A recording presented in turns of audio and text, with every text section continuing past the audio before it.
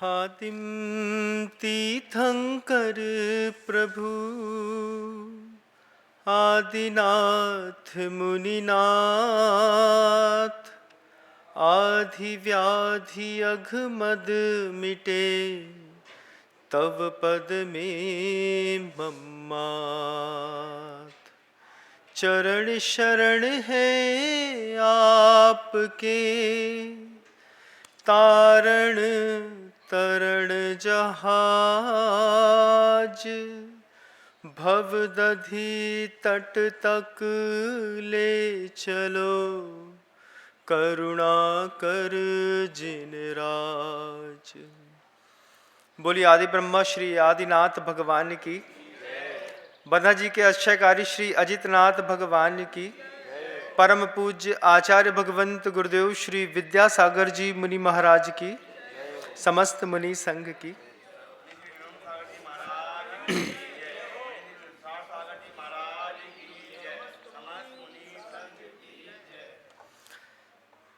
गुरुदेव ने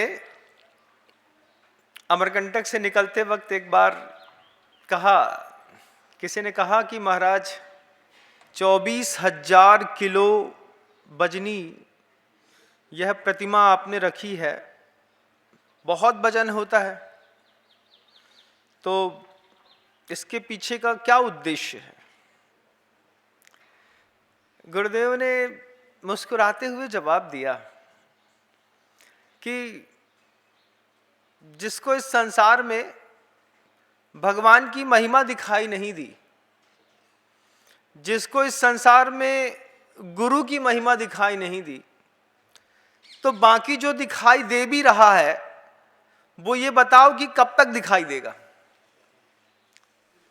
बड़ा अच्छा शब्द थे गुरुदेव के कि संसार में गुरु की महिमा दिखाई नहीं देती, संसार में आदमी को भगवान की महिमा दिखाई नहीं देती, बाकी सबकी महिमा दिखाई देती है। स्त्री की महिमा दिखाई देती है, धन की महिमा दिखाई देती है, क्रोध की महिमा दिखाई देती है, क्षमा की महिमा दिखाई नहीं देती। क्रोध की महिमा तो तुरंत दिखाई देती है, वात्सल्य की महिमा दिखाई नहीं देती, द्वेष की महिमा तुरंत दिखाई देती है, और शांति धारा की महिमा दिखाई नहीं देती, बंदूक की महिमा तुरंत दिखाई देती है। अभी सुनते हैं एक दो लोगों को हिसाब किताब बराबर कर दिया योगी जी ने, अब क्या भगवान जाने क्या हो रहा है, वो तो वही जानते हैं। गुरुदेव ने कहा कि संसार में रह करके अगर भगवान की महिमा दिखाई नहीं दी, गुरु की महिमा दिखाई नहीं दी, तो जो और कुछ दिखाई दे भी रहा है, खुद सोचो कब तक दिखाई देगा। 30 साल, 40 साल, 50 साल, उसके बाद जो दिखाई देगा आंख खोल के देख नहीं पाओगे। उसके बाद भी आंख खोल करके देख सको, इसलिए भगवान है, इसीलिए गुरु है। गुरु की क्या महिमा, वो अमर कुमार और सुर सुंदरी, वे दोनों, उन दोनों का विवाह हो गया। विवाह होने के बाद अपनी शयन कक्ष में प्रथम रात्रि के दिन पहुंच गए, बिल्कुल लाजवंती के फूल के जैसी कि छुए तो बिल्कुल संकोच हो जाए, ऐसा सुर सुंदरी का अपना स्वयंशील का स्वभाव था।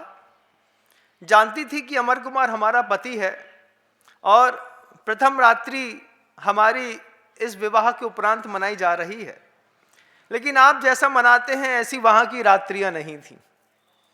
अमर कुमार ने, चूंकि दोनों का विद्या अध्ययन का केंद्र अलग अलग था, अमर कुमार मुनि महाराजों के साथ रह करके पढ़े और सुर सुंदरी आरिका के संग में रह करके पढ़ी। तो पहली रात ही अमर कुमार ने सुर सुंदरी के गुरु की महिमा देखनी चाहिए कि सैया कक्ष में पहुंच गए, जिसको आप गोल्डन नाइट कहते हैं, जो भी कहते होंगे आप लोग, भगवान जाने क्या कहते हैं। तो पहली रात्रि के दिन जाकर के जहां पे पूरे संसार के लोग वासना का खेल खेलते हैं, वहीं पर अमर कुमार ने उस सैया पर जाकर के सुर सुंदरी के पास जाकर के बैठा और अमर कुमार गुरु की महिमा देखना चाहता था कि जिस कन्या को मैं विवाह करके लाया हूं, उस कन्या के गुरु की महिमा गुरु के पास जाने पर नहीं, इस कन्या के पास जाने पर पता चलेगी। मेरे गुरु कैसे हैं, इसके लिए मेरे गुरु को जाकर के मत देखो, मुझे गौर से देखो। मुझे थोड़ा और गौर से देखो, पता चल जाएगा कि इसका गुरु ऐसे ही होगा। दुनिया में किसी भी साधु को देखिएगा, उस साधु को देखते देखते उसके गुरु तक पहुंच जाइएगा, तब जाकर के साधु को देखने का आनंद है। अमर कुमार ने कहा कि तेरे गुरु की महिमा जब तक न देखूं तो मुझे आनंद नहीं आएगा। अमर कुमार सुरसुंदरी से एक प्रश्न पूछता है, प्रिय सुरसुंदरी, इतना सारा गहना पहनी थी, लाल जोड़े में गहनों से लदी, पैरों में महावर लगा, अच्छी मेहंदी लगी हाथों में, और लाल बीच में चपेटा, और बिल्कुल सौंदर्य से लबालब भरी हुई उस सुरसुंदरी को अमर कुमार बगल में बैठ करके पूछता है कि आग में जल जाने से क्या होगा। प्रश्न है, आग में जल जाने से क्या होगा। सुरसुंदरी बहुत दिमाग लगा करके तुरंत समझ गई, ये मेरी नहीं, मेरे गुरु के विज्ञान की परीक्षा करी जा रही है। सुरसुंदरी कहती है, आग बुझ जाएगी। अमर कुमार कहता है, आग में जल जाने से आग बुझ जाएगी। सुरसुंदरी कहती है, हाँ स्वामी, आग में जल जाने से का मतलब दो होते हैं, एक आग से जल जाना और दूसरा आग में जल का जाना। तो अमर कुमार ने यही पूछा, आग में जल जाने से क्या होगा। सुरसुंदरी ने कहा, आग में जल जाएगा तो आग बुझ जाएगी। ये शब्द सौंदर्य है। इस शब्द सौंदर्य के साथ अमर कुमार और सुरसुंदरी के प्रथम रात्रि का वार्तालाप चल रहा है।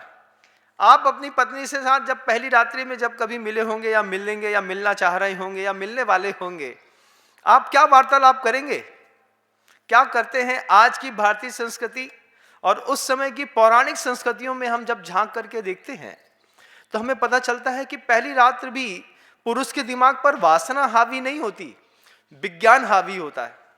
पूछ तो लो पहले, कितनी पढ़ी लिखी है, कितनी समझदार है। क्योंकि मॉडर्न कल्चर में तो आपका किसी के साथ रिलेशनशिप हुआ या फिर आपका किसी के साथ लेन देन पक्का हो गया, क्या कहते हैं उसको आप, रोका पक्का हो गया कि भैया इनके साथ शादी होनी है, विवाह होना है। अब 6 महीने बाद होगी, फरवरी में शादी पक्की करी, दिसंबर में शादी करेंगे, तो फिर 9-10 महीने तक आदमी शांत नहीं बैठता। दिन भर व्हाट्सएप चैटिंग चलती रहती है, तू भी ऑनलाइन है, मैं भी ऑनलाइन हूं, अब वो चलता रहता है। तो 10 महीने तक निरंतर पति पत्नी के संबंध ना होने के बावजूद जब दो लोगों के बीच में संबंध व्हाट्सएप के माध्यम से, मोबाइल के माध्यम से बनते हैं, लाइफ का पूरा इंटरेस्ट इशू खत्म हो जाता है। दिसंबर में शादी थी, नवंबर में लड़की कहती है हम उस लड़के से शादी नहीं करेंगे। क्यों?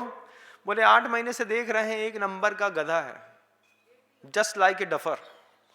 अब वो सामने वाला पूछता है, डफर है? पहले दिन तो बड़ा अच्छा दिख रहा था। बोले दिख तो अच्छा है लेकिन दिमाग से ऐसे ही है। अब दिसंबर में शादी है, ये व्हाट्सएप गूगल ने कितनी शादियां तो ऐसी तोड़ देता है। लेकिन अमर कुमार और सुरसुंदरी के समय पे व्हाट्सएप नहीं चलता था। अमर कुमार ने सुरसुंदरी को सिर्फ विवाह से पहले एक बार देखा था। उसके बाद जिस दिन विवाह होकर के सुरसुंदरी अमर कुमार के पास चली आई, उसी दिन उस राजकन्या का अमर कुमार के साथ वार्तालाप हुआ। पहले वार्तालाप में अमर कुमार ने सुरसुंदरी से पूछ लिया, आग में जल जाने से क्या होगा। जब मैंने प्रश्न पहली बार पूछा था तब आपके दिमाग में क्या आया था कि महाराज आग में जल जाएंगे तो हाँ जल जाएगा, या फिर हम जल जाएंगे। लेकिन सुरसुंदरी का क्या गजब का जवाब था कि आग में जल जाने से आग बुझ जाएगी। सत्य भी है, इसी का नाम अनेकांत है। शब्दों के साथ खेलने वाला अगर शब्दों से खेलना नहीं जान पाया तो ये ग्रंथों को पढ़ करके भी आप कुछ निकाल नहीं पाएंगे। फिर अमर कुमार से सोचने लगा कि जवाब पहला तो निरुत्तर कर दिया इसने, दूसरा पूछता है अमर कुमार जवाब, साधु के जीवन में तप तो आसमान में होता है, गृहस्थ का तप क्या है। गृहस्थी बसानी है, गृहस्थी बसाने से पहले दोनों को पता होना चाहिए, मेल को भी और फीमेल को भी, कि गृहस्थी में रहकर के गृहस्थ का तप क्या है। सुरसुंदरी से जब पूछा अमर कुमार ने कि सुंदरी बताओ गृहस्थ जीवन में तप क्या है, तब सुरसुंदरी सबसे पहला शब्द कहती है, गृहस्थ जीवन का सबसे पहला तप है मनः प्रसाद। मनः प्रसाद क्या है कि विवाह संबंध होने के बाद धीरे धीरे वो जो सूरजमुखी है, चंद्रमुखी है, वो कब ज्वालामुखी लगने लगती है आपको पता नहीं चलता। बोले महाराज एक टाइम था इसका चेहरा ना देखे तो पानी अंदर नहीं करते थे, ऐसा संकल्प था। आज इसका चेहरा देख लें तो रोटी सूख जाती है गले में, खाने की इच्छा नहीं होती।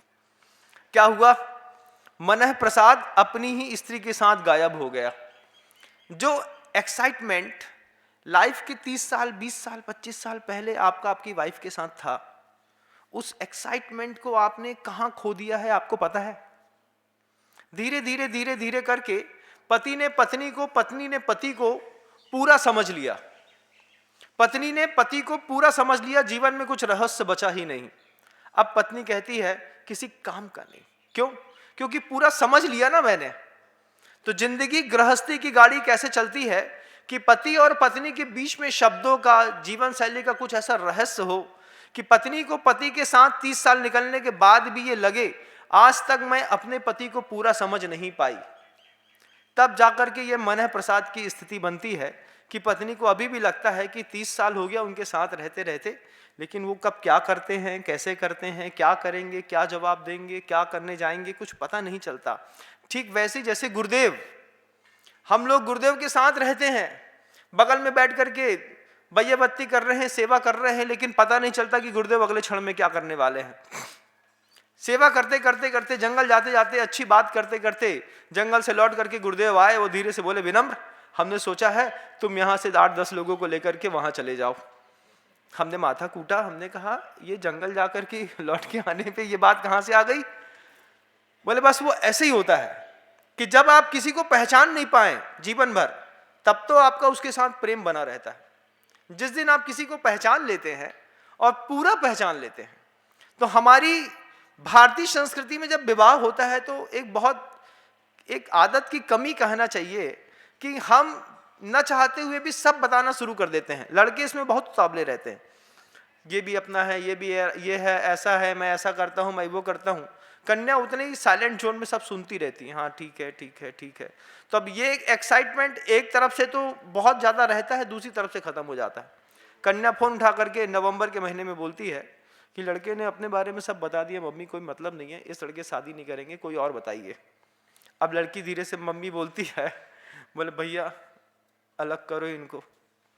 लेकिन वहाँ अमर कुमार सुरसुंदरी से पूछता है कि गृहस्थ जीवन का तप है मनः प्रसाद। साथ में रहते रहते, एक दूसरे का चेहरा देखते देखते भी आज भी हम एक दूसरे को देख करके मुस्कुराते हैं कि नहीं? आज भी एक दूसरे को देख करके हमारे अंदर प्रेम की धारा उपजती है कि नहीं? अगर धारा नहीं उपजती है, मुस्कुराते नहीं है, और बस थोड़ी सी बात में शुरुआत खींच के साथ होती। पति गर्मी में सुबह सुबह 4, 4:30, 5, 6 बजे नींद लगी और पत्नी ने सुबह सुबह एक चादर खींच के उठाए, उठो। समझ में नहीं आता, लड़के इतने बड़े हो गए उसके बाद भी 7 बजे तक सो रहे हैं, समझ में नहीं आता है, उठो जाओ दूध लेके आओ। अब पति पहले कैसे उठाती थी पत्नी, सुनिए थोड़ा सा दूध ले आइए ना। अब भाषा बदल गई।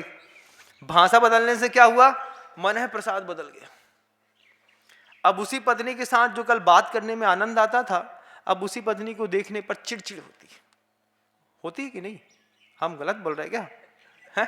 ऐसा तो करो थोड़ा सा, हमें लगे तो महाराज आप सही बोल रहे हैं। क्या है, वक्ता जब ऐसा कर देता है तो श्रोता का कॉन्फिडेंस, वक्ता का कॉन्फिडेंस बढ़ जाता है जब श्रोता हाँ हिला देता है, बोले महाराज बिल्कुल सही कह रहे हैं। अब हमने जिंदगी जी तो है नहीं, सुनी है ग्रंथों में, अब जैसे सुनी है तो बता रहे हैं। तो अमर कुमार सुरसुंदरी से पूछता है कि गृहस्थ का तप क्या? तो पहला बोलती है मनः प्रसाद। दूसरा तप क्या? मौन। घर में अगर गृहस्थी को बहुत शानदार तरीके से 30 साल 40 साल की साधना गृहस्थ के अंदर करनी है, तो हमको ये सीखना होगा कि पुरुष को कब मौन होना है और स्त्री को कब मौन होना है। फुल टाइम अगर दोनों घर के अंदर बोलते हैं तो गृहस्थी बर्बाद हो जाती है। हम पति बोल रहा है, इसका मतलब है अभी ये बोल रहे हैं, मैं कुछ नहीं बोलूंगी क्योंकि इनको बोल लेने दो। अब एक ही टाइम पे दोनों बोलते हैं, बोले क्या हुआ, ताऊ ताई में झगड़ा हो रहा है। तो नीचे वो जो भतीजा बैठा है, छोटे पापा बैठे हैं, बेमजा ले रहे हैं। बोले यार बड़े भाई साहब जब देखो तब, और भाभी भी नहीं मानती, बिल्कुल बराबरी से लड़ती हैं। क्यों? क्योंकि सिविलाइजेशन का जमाना है, हम कम है क्या? अब जब हमने कह दिया हम कम है क्या, तो गृहस्थी का तब खत्म, तो गृहस्थी खत्म बंधु। दुनिया में कहीं भी रहो, साधना तो करनी पड़ती है। चाहे पीछे कमर उठा करके मोक्ष मार्ग में चलो, और चाहे एक पत्नी का वजन उठा करके गृहस्थ मार्ग में चलो, साधना तो करनी ही पड़ती है। साधना मन है प्रसाद की, साधना मौन की, साधना सौम्यत्वम। फिर तीसरा शब्द दिया सुरसुंदरी ने कि घर के अंदर गृहस्थी का तप है सौम्यता। धीरे धीरे परिवार के लोगों के साथ हम जिनकी चिंता करते हैं, हम जिनके साथ रहते हैं, हम उनके साथ उनकी चिंता तो करते हैं, लेकिन हमारी भाषा शैली बदल जाती है। पड़ोसी के बच्चे से तो आओ बेटा, और अपने लड़के से क्यों रे गधे, अभी तक सीखा नहीं। कितनी बड़ी कंट्रोवर्सी है। जिसका जीवन में जिसके साथ न रहना है, न जीना है, न किसी काम आना है, उसको तो हम बेटा कह करके बुला रहे हैं। और जिस बेटे के साथ हर विपरीत परिस्थिति में हमको हमारे जीवन को सरवाइव करना है, उसको हम क्या कहते हैं, महाराज एक नंबर का गधा है हमारा लड़का। सौम्यता खत्म हो गई घर के अंदर। वाणी की मृदुता, वाणी की सौम्यता ही घर की गृहस्थी का तप है बंधु। हर कंडीशन में, ऐसा नहीं कि बच्चे बस को, पिता को भी रखनी पड़ती है। अगर पिता ने पुत्र का सबके सामने अपमान कर दिया, पुत्र पिता को किसके सामने गिराएगा आप कह नहीं सकते। वाणी की सौम्यता संतान की उत्पत्ति के बाद, पत्नी को लाने के बाद परिवार में और बढ़ानी पड़ती है, तब परिवार चलता है। प्रथम रात्रि को ये सब अमर कुमार को सुरसुंदरी से पूछने की जरूरत क्या हो गई, बीच के श्रोतागण ने पूछ लिया। पहले दिन तो और कुछ बातें होनी चाहिए थी, लेकिन अमर कुमार नाप रहे थे अपनी सुरसुंदरी का आईक्यू, कि इस आईक्यू में ये मेरे परिवार में बनी है। वो आपने एक कहावत तो सुनी होगी, ढोर गमार शूद्र पशु नारी, ये सकल ताड़ना के अधिकारी। ताड़ना का मतलब डंडा उठा करके मारने का नहीं है, ताड़ने का मतलब है शिक्षा देने का, कि ढोर है, गंवार है, शूद्र है, पशु है, नारी है, इनको शिक्षा दे करके इनको और संवर्धित और पुष्टित करके सभ्य बनाया जाता है। अमर कुमार सोच रहा है कि सुरसुंदरी को मुझे अपने पूरे जीवन में कुछ सिखाना है कि ये सब सीख करके आई है। रति सुंदरी का जो सुरसुंदरी की माँ थी, उसने तो पहले ही कहा था कि मेरी बेटी है, कौवा के हाथ में भी लग जाएगी तो कौवा को हंस बना देगी। सुरसुंदरी का हर जवाब अमर कुमार के मन के अंदर बहुत खूबसूरती के साथ उत्साह पैदा कर रहा था। जब सुरसुंदरी ने कहा कि गृहस्थी के तप में पहला मन है प्रसाद, दूसरी मौन, तीसरी सौम्यता, चौथा मानस शुद्धि, ये भी गृहस्थी का एक तप है बंधु। क्योंकि आज हमारे यहाँ न्यूक्लियर फैमिली है, लेकिन हमेशा हमारी जिंदगी का अंग न्यूक्लियर फैमिली नहीं रही है। हम दादा दादी, चाचा चाची, ताता ताऊ, भतीजे भांजे, बुआ फूफा फूफी, दुनिया भर के लोग गर्मी की छुट्टियों में एक साथ एक घर के अंदर इतना गैदरिंग करते हैं, 25 30 40 लोगों की कुनबा एक घर में इकट्ठा हो जाता है। बोले क्या करें, बोले 3 बुआ थी, तीनों बुआ आ गई, उनके लड़का आ गए, फूफा जी आ गए, ताऊ जी आ गए, दामाद आ गए, फूफा जी आ गए, मौसिया जी आ गए, मौसी की लड़की आ गई। तो ये जब इतनी बड़ी फैमिली होती है, इतनी बड़ी फैमिली में जब हम सबके साथ निरंतर रहते हैं, तो हमारी मानस शुद्धि खत्म होती है। क्या मानस शुद्धि खत्म होती है कि हम धीरे धीरे परिवार के लोगों के ऊपर शंका करते हैं। मान लीजिए कहीं by the way, by chance, coincidence ऐसा हो गया कि आपकी अंगूठी कहीं गिर गई, अब आप भूल गए, अब आपको लगता है देवरानी ने उठा ली होगी। अब मानस शुद्धि जब घर के अंदर खत्म होती है, वो घर के अंदर व्यक्ति को अपने ही परिवारजनों के बीच में चोर दिखाई देने लगे, अपने ही परिवारजनों के बीच में कोई लोभी या लालची या मानसी या क्रोधी दिखाई देने लगे, तो एक एक करके उस वाइब्रेशन का असर घर के अंदर रहने वाले प्रत्येक व्यक्ति के अंदर पड़ता है। अब हर आदमी धीरे धीरे उस व्यक्ति को उस नजर से देखता है। ये जो 3 नंबर वाली है ना, ये 3 नंबर वाली के चाल चलन ठीक नहीं है। एक बार बड़ी जेठानी ने कह दिया, क्यों ये अंगूठी तुम्हारे कमरे में कैसे आई? अब हम ही छोड़ के आ गए, हमारे हाथ से भूल गई, अब उसके कमरे से मिल गई। अब बड़ी जेठानी ने कह दिया कि तुम्हारे कमरे में अंगूठी कैसे मिली, अगली बार ध्यान रखना, ठीक है। अब किसी भतीजे ने सुन लिया, अब भतीजे ने कौतुक बसात मम्मी का कोई सामान उठा करके फिर वो तीसरे नंबर की बहू के पास रख दिया। 3-4 बार मान लीजिए ऐसी घटना घट गई। अब घर के अंदर की मानस शुद्धि खत्म। गृहस्थी का तप है बंधुओं, जिसके साथ रहिए, पूरे विश्वास के साथ रहिए। आपको अपने पुत्र के ऊपर विश्वास नहीं है, क्यों पैदा किया था पूछ लूं मैं आपसे? अरे महाराज क्या सोच के रखा था, लेकिन बिल्कुल भी विश्वास पात्र नहीं है। तो आप पुत्र को भी ऐसे मन के अंदर विश्वास अविश्वास पैदा होगा। पुत्र भी सोचता होगा ये पिताजी ना मेरे किसी काम नहीं आने वाले हैं, तो मैं अपना हाथ खुद तैयार कर लेता हूं। एक बार घर के अंदर एक व्यक्ति की मानस शुद्धि पे कीड़ा लगा, और धीरे धीरे करके जैसे एक सड़े पान के पत्ते से पूरे पान की डलियां सड़ जाती है, एक व्यक्ति की मानस अशुद्धि के कारण पूरे के पूरे परिवार के अंदर क्रोध कसाय होकर के कब डिवाइडेशन हो जाता है, कब बंटवारे हो जाते हैं। और इन्हीं का परिणाम है बंधुओं कि 20-20, 25-25 करोड़ रुपए लेकर के लोग अलग हो जाते हैं, और छोटे भाई भीख मांगता रहता, ठेला लगाता रहता है, उसको पैसा तक नहीं दिया जाता। क्यों? ये मेरे किसी काम का नहीं है। एक पेट का जाया है और तुम्हारे किसी काम का नहीं है। तुम इतने कैसे बिगड़ गए? क्योंकि तुमको किसी ने बताया नहीं कि गृहस्थी में रह करके भी कोई तप किया जाता है। तुमने तो गृहस्थी सिर्फ भोगों के लिए बसाई थी कि अच्छी पत्नी आ जाएगी, अच्छी गाड़ी आ जाएगी, अच्छे पैसे मिल जाएंगे, अच्छा सैटरडे संडे घूमने जाएंगे, अच्छे जाकर के स्पा सेंटर में घूमने जाएंगे, बैंकॉक जाएंगे, पटाया जाएंगे, स्विट्जरलैंड जाएंगे। इसके लिए तुमने शादी करी थी ना। तुमने विवाह ये सोच करके तो कभी करा ही नहीं कि गृहस्थी का तप होता है, धर्म की संस्कृति बढ़ानी पड़ती है, दया क्षमा सिखानी पड़ती है, साधु संगति में रह करके बच्चे को साधु जैसा जीवन देना पड़ता है। ये विचार मन के अंदर पैदा हो तब तो जाकर के कोई पद्म पुराण के अंत के 100 पृष्ठ पढ़े, तब तो जाकर के वो गृहस्थी क्या होती है उसकी कला आचार्य रविशरण आचार्य महाराज से सीखे। और नहीं तो वो हैरी पॉटर की बुक्स देख लीजिए, कोई पद्मावती देख लीजिए, कोई दूसरी बॉलीवुड या हॉलीवुड की मूवी देख लीजिए और अपनी लाइफ सेट कर लीजिए। 3-4-5 लोगों ने कह दिया अरे कनाडा शिफ्ट होऊंगा यार, यहाँ जमता नहीं है, इंडिया में बहुत पॉल्यूशन है, ओह इसी मिट्टी में पैदा होने वाला इसी मिट्टी को खराब कह रहा है।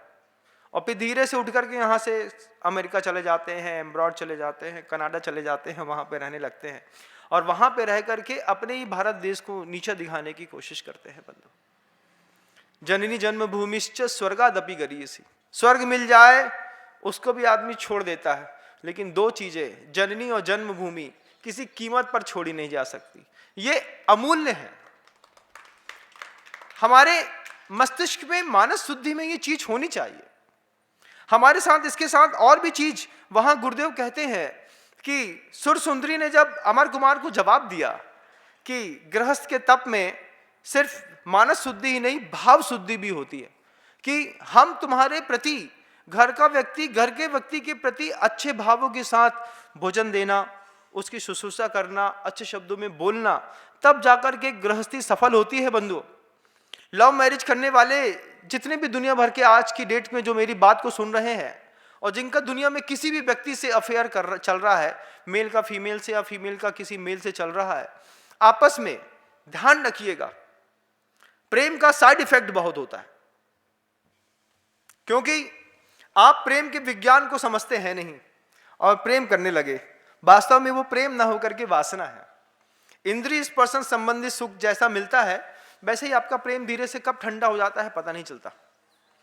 तो फिर क्या होना है महाराज, वह जिसको आप प्रेम समझ रहे हैं उस प्रेम का साइड इफेक्ट क्या है कि आप किसी व्यक्ति से मान लीजिए प्रेम करते हैं, किसी भी व्यक्ति से आप प्रेम करते हैं, तो आपको लगता है कि हम सिर्फ उसके साथ जिंदगी जी लेंगे, उसके साथ रहने वाली जुड़ी हुई हर चीज को आपको अपने जीवन का अंग बनाना पड़ेगा। उसके फ्रेंड्स को अपना अंग बनाना पड़ेगा, उसके माता पिता को अपना अंग बनाना पड़ेगा, उसके भाई बहन को आपकी लाइफस्टाइल में शामिल करना पड़ेगा। उसका क्रोध, उसका फ्रस्ट्रेशन, उनका इल नॉलेजमेंट, उसकी लाइफ के जो भी इश्यूज हैं, सब आपको सरवाइव करने पड़ेंगे। इतनी सारी चीजें जब आप सरवाइव करेंगे तब जाकर के आपको 15 मिनट के लिए उस व्यक्ति से प्रेम मिलेगा। अब प्रेम घाटे का सौदा है कि फायदे का, आप समझ लीजिए। क्या है महाराज? तो फिर महाराज क्या प्रेम नहीं करना चाहिए? प्रेम दीवालों को चाटने का नाम नहीं है, मैं तो ये समझता हूं। प्रेम तो उस चीज का नाम है कि चातक पंछी अपना बच्चा पैदा करता है और 1000 किलोमीटर दूर चला जाता है और स्मरण मात्र से सोचता बस है कि मेरा बच्चा उस अंडे से बाहर निकल रहा होगा, और उस सोचे हुए प्रेम का कमाल रहता है कि यहां पर वो अंडा पुष्पित फलवित होकर के उसमें से चातक बाहर निकल जाता है। मुर्गी अपने अंडे के ऊपर बैठ करके अंडा सेकती है, लेकिन चातक पंछी सिर्फ स्मरण मात्र से अपने अंडे को विकसित करने की कला जानता है। जब तक आपके अंदर ऐसी कला विकसित न हो, प्रेम के चक्कर में मत फंसियो भैया। दिखता कुछ है, होता कुछ है, हाथ में आता कुछ है, और आदमी जाता कहीं और है इस प्रेम के चक्कर में। आम से प्रेम किया तो शुभम चक्रवर्ती नरक चला गया। किसी स्त्री से प्रेम किया तो रावण की ऐसी दुर्गति हुई कि आज भी इतिहास गवाह है। प्रेम ने अच्छू का बंटरधार किया है, क्योंकि प्रेम को समझे बिना प्रेम को करने का हमने दुस्साहस किया। प्रेम कैसा हो? मान लीजिए हमको आपसे है, आपको हमसे है, हमको हमारे सचिन से, और हमारे सचिन को मान लीजिए हमसे है। तो सचिन अपने दिल्ली में रह करके ये चीज को सोचता है कि मेरे गुरुदेव जहां भी हो स्वस्थ हो। यहाँ पे उसका साधु सोचता है मेरे जितने भी भक्त हैं उनके जीवन में किसी भी प्रकार का रोग, शोक, भय, चिंता, विषाद ना आए। हम एक दूसरे से मिले या ना मिले, लेकिन एक दूसरे के उज्जवल भविष्य की कामना करें, इसका नाम प्रेम है बंधु। ये मानस शुद्धि। दीवालों को चाटने से प्रेम नहीं होता।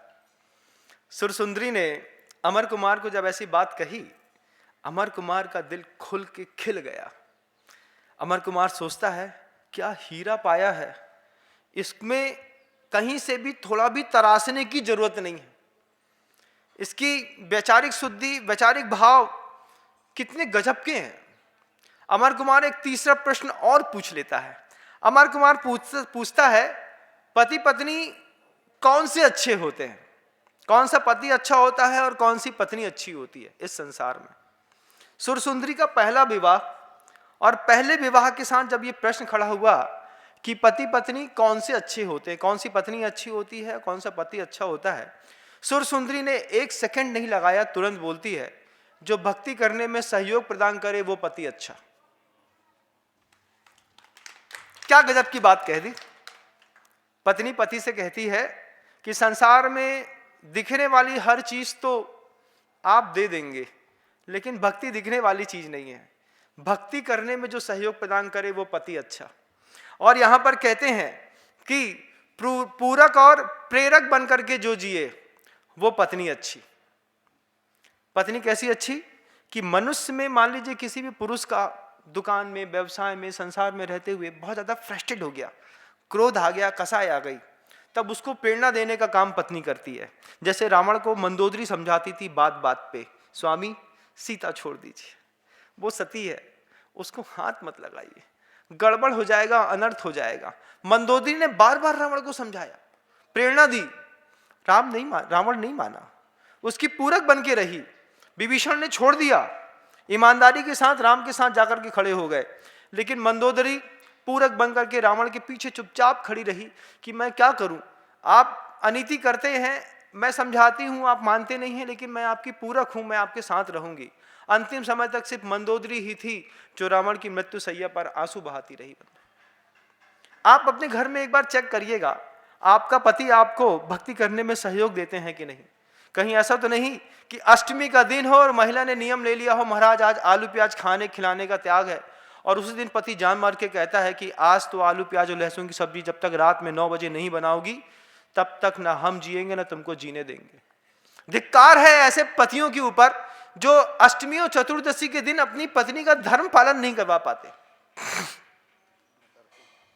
पत्नी ने अष्टमी के दिन एकासन किया है, तुमको इतनी लज्जा नहीं आती कि पत्नी को एक दिन आलू प्याज बनाने के लिए छोड़ दो, एक दिन उससे कहो कि बेटा हाँ ठीक है, चलो आज तुम्हारी अष्टमी है ना, आज तुम्हारी अष्टमी के चक्कर में चलो मैं भी तपस्या कर लेता हूँ, आज आलू प्याज नहीं खाऊंगा, तुमने लौकी बनाई थी लौकी खा लेता हूँ। लेकिन कुछ हैं ऐसे लोग जो पत्नी की भक्ति में भी सहयोग नहीं करते, खुद तो करते ही नहीं है, खुद करेंगे भी नहीं क्योंकि उनको तो नरक जाना ही है, लेकिन पत्नी को भी करने में सहयोग नहीं प्रदान करते। धिक्कार है दुनिया के ऐसे सारे पतियों के ऊपर। क्यों बने तुम, उसका सहयोग क्यों लिया? अमर कुमार और सुर सुंदरी के जब ऐसे पवित्रतम संवाद हो गए, रात कब गुजर गई पता नहीं चला। सुबह सो करके दोनों जन गाढ़ निद्रा से उठे, देव दर्शन, गुरुपाद पूजन। फिर अमर कुमार कहता है कि गजब की है तुम्हारे गुरु की महिमा। सुर सुंदरी, रात्रि इतनी सुंदर बीती कि मैं सुन करके देख करके आश्चर्यचकित हो गया। आज भी कहना चाहता हूं कि जिसने दुनिया में भगवान की महिमा नहीं जानी और गुरु की महिमा नहीं जानी, दुनिया में जो कुछ दिखाई दे भी रहा है उसकी महिमा जानकर भी तुम कितने दिन जिंदा रह लोगे। जब कभी भी किसी का भी टेस्ट करिए, आप किसी भी घर की बेटी देखने जा रहे हैं, आप उससे पूछते हैं बेटा कहाँ तक पढ़ी हो, क्या पढ़ी हो, क्या फ्रेंड सर्किल है, क्या चॉइसेस है, कौन से ऑथर की बुक पढ़ती हो, कौन सा नावल पसंद है, घूमने कहाँ जाना पसंद है। ये सब फालतू की दकियानूसी बातें हैं, इनसे कुछ नहीं होता। जाते ही साथ पूछना चाहिए बेटा अच्छा बताओ 5 दुनिया के सबसे बड़े धुरंधर 5 आचार्य महाराज का नाम बताओ। परीक्षा ऐसे की जाती है, 5 सिद्ध क्षेत्र का नाम बताओ, 5 अस्य क्षेत्र का नाम बताओ। आज वर्तमान स्थिति में दिगंबर जैन शासन में सबसे छोटा साधु कौन है जो अभी दीक्षित हुआ, उसका नाम बताओ। 4-5 टेस्ट लो, अपने आप पता चल जाएगा कितना पानी में है आदमी। क्यों? आसमान में उठाना तो हम जानते हैं, हम उठा देंगे, लेकिन धरती में इसको चलने की कला आती भी है कि नहीं? जाकर के किसी कन्या से पूछिएगा, दुनिया के सदी के महानतम 5 बड़े बड़े आचार्य कौन से हैं, वो देखना यह है कि कौन से साधु का नाम बताती है। कि दुनिया में बहुत बड़े बड़े लोग ऐसे भी हैं जो भ्रष्टाचार के मामले में भी आसमान है और जो शीलाचार के मामले में भी आसमान है। अब ये देख लीजिएगा किसका नाम लेती है, तब पता चलेगा कितना दिमाग है इसके पास। बेटा क्या हॉबी है, क्या ऑथर की बुक है, कौन से कॉलेज में पढ़ी हो, है? इन सब चीजों से क्या होता है? पूछना क्या है, पैकेज कितना है बेटा, और तो शादी के बाद जॉब करेगी कि हाउसवाइफ बन के रहेगी, कोई मतलब नहीं है। 5 आचार्य के नाम, 5 सिद्ध क्षेत्र के नाम, 5 अस्य क्षेत्र के नाम, 20 तीर्थंकरों में से किसी भी भगवान का कोई चरण चिन्ह पूछ लो और समझ में आए, फटाफट जवाब मिलते जाए, तब सोचना गुरु की गजब की महिमा है, माँ की पिता की गजब की महिमा है। जितना मार्कशीट में पढ़ाया है उतना ही माइंड की बैलेंस शीट में भी पढ़ा करके तैयार किया है। ये कन्या तो हमारे घर का हीरा है, इसको तो हम अपने घर में लेके जाएंगे, और शादी संबंध पक्के कर दिए जाते हैं। यहाँ पर हॉबी पूछते हैं, वो बड़ी कॉलेज का होटल पे लेके जाते हैं, होटल में जाकर के पूछते हैं, अब देखते हैं कैसे खाती है, छुरी कांटा से खाती है कि नहीं खाती, चपास्टिक से खाती है नहीं खाती। अरे भैया हाथ से खाने में बुराई क्या है? नहीं नहीं, नेल्स इतने बड़े हैं कि वो हाथ से खाएंगे तो नाखून मुंह के अंदर घुस जाएगा, इस चक्कर में चम्मच चाहिए। पतिव्रता मैली भली, गले कांच की पोत, सब सखियन में यो दिखे जो चकमक में जोत। पतिव्रता हो, साड़ी थोड़ी मैली हो चलेगी, बहुत सुंदरता है संसार की। अमर कुमार सुर सुंदरी से सुबह सोकर के उठ करके बोलता है, सुर सुंदरी रात में तुमने मेरा हृदय जीत लिया, तुम्हारे जवाब सवाल ने मेरे हृदय के अंदर ऐसा स्थान बनाया है कि मैं धन्य हो गया तुम जैसी पत्नी को पाकर के। और धीरे से पति पत्नी दोनों अपने राजकाज में व्यस्त हो गए। चूंकि सुरसुंदरी राजपुत्री थी, महाराज रिपुमर्दन की कन्या थी, रति सुंदरी की बेटी थी, और अमर कुमार एक वैश्य पुत्र थे जिनके यहाँ बहुत बड़े बड़े व्यवसाय हुआ करते थे, नगर श्रेष्ठी थे। पिता ने धीरे से अमर कुमार से कहा कि बंदरगाह पर हीरे मोती माणिक जवाहरात से लदे हुए कई जहाज आए हैं, तुम जाकर के उन जहाज से सामान उतरवा करके और सुरक्षित राजमहल तक अपने घर तक ले आओ। और अमर कुमार अपने पिता के पूरे सामान को जहाज को लेने के लिए यहाँ से वहाँ चले गए। समुद्र तक जाकर के पहुँचे, बंदरगाह पे जाकर के देखा, बहुत बड़े बड़े जहाज खड़े थे। उन जहाजों पे बड़े बड़े बक्से रखे हुए थे, ठीक वैसे ही जैसे आज के बड़े बड़े जहाजों में आपके यहाँ कंटेनर रखे रहते। एक बक्सा खोला, लाख से पैक था, सील बंद था, माणिक माणिक, एक में मोती, एक में पन्ना, एक में हीरा, एक में जवाहरात, एक में रत्न, एक में बड़ी अच्छी कलाकृतियां, कहीं की तलवारें, कहीं की कुछ और शस्त्र। देख करके अमर कुमार का मन खुश हो गया। अमर कुमार सोचता है पिता का व्यवसाय कितना समृद्ध है, कितना जबरदस्त पिता व्यवसाय करते हैं। और जितने भी जहाज में आने वाले लोग थे वे सब, जैसे सेठ का लड़का सेठ कहलाता है, क्या दुकान में सेठ जी बैठे हो नहीं बैठे हो, लड़का छोटा सा है वो भी सेठ जी सेठ जी सेठ जी के नाम से बंधा जाता है। क्यों? गद्दी में बैठता है, आज नहीं तो कल मालिक यही बनेगा। ऐसे ही जैसे ही बंदरगाह में जहाज के ऊपर अमर कुमार चढ़े, सब लोगों ने प्रणाम श्रेष्ठी प्रणाम श्रेष्ठी प्रणाम श्रेष्ठी करते हुए अमर कुमार को नमस्कार किया।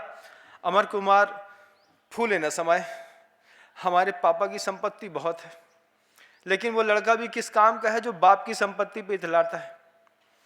हमारे पापा के पास 50 एकड़ जमीन है, तुमका जानत। अरे क्यों फैल रहे हो भाई, तुम्हारे पापा की है, तुम्हारा क्या है? हमारे पापा की है मतलब हमारी है।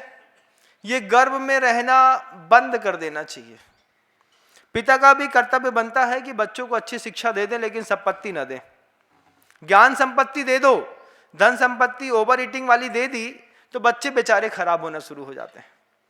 अमर कुमार फूला नहीं समाया ये देख करके कि पिता की इतनी संपत्ति है, बड़े बड़े बैलगाड़ियों में, बड़े बड़े घोड़ों के ऊपर, ऊंट के ऊपर पूरी संपत्ति ला करके अमर कुमार जैसे ही दरवाजे पर पहुंचे, माँ ने टीका लगा करके देखा कि पीछे करीब 800 से ज्यादा ऊँटों पर अमर कुमार संपत्ति लेकर के आए हैं। माँ अमर कुमार को अंदर करती है। सुरसुंदरी बहुत दूर से देख लेती है कि 20 दिन की यात्रा के बाद अमर कुमार वापस घर में आ गए हैं। सुंदरी के मन के अंदर कुछ विशेष प्रकार का भाव पति को बहुत दिनों बाद देखने पर जैसे पत्नी के अंदर पैदा होता है। कैसा पैदा होता है? कैसा पैदा होता है महाराज, हम क्या जाने। वैसे ही है कि घर के अंदर महिला खाना बनाती रहती है और 15-12 दिन के तगादे के बाद, वसूली करने के बाद, देशांतर में व्यवसाय करने के बाद धीरे से एक आवाज बस आती है, गोलू की मम्मी है, कहाँ है? इतने में पति वहीं पे देखे मुस्कुरा देती है, जी आ गए। अब क्या है, अभी मिलना नहीं हुआ, अभी देखा भी नहीं है, सिर्फ आवाज सुनने पर जो अंदर स्त्री को सुकून मिलता है कि 15 दिन बाद मेरा पति वापिस आ गया है। अब क्या करें, तो क्या रोटी छोड़ करके उसका मुंह देखें? इतनी तो लज्जा रखनी पड़ती है। धीरे से बोलते हैं, देखो तुम्हारे बड़े भैया आ गए हैं, जा करके कपड़े वगैरह दे दो, हम उनके लिए खाना बना देते हैं। लेकिन मन के अंदर जो मन बल्लियां उछलता है कि जो 15 दिन से गायब थे आज आ गए हैं, अब इनको हम बताते हैं। ऐसे कुछ भाव सुरसुंदरी के अंदर पैदा हो रहा है। सुरसुंदरी अपने मन के अंदर क्या विचार करती है, इसके लिए पुनः उपस्थित होंगे। अभी आपका समय हो गया, शब्दों को विराम देता हूँ। कल पुनः प्रयास करूंगा सुरसुंदरी के मनोभावों को आपके सामने रखने के लिए। भगवान गुरुदेव श्री विद्यासागर जी महाराज जी जा वाणी के ज्ञान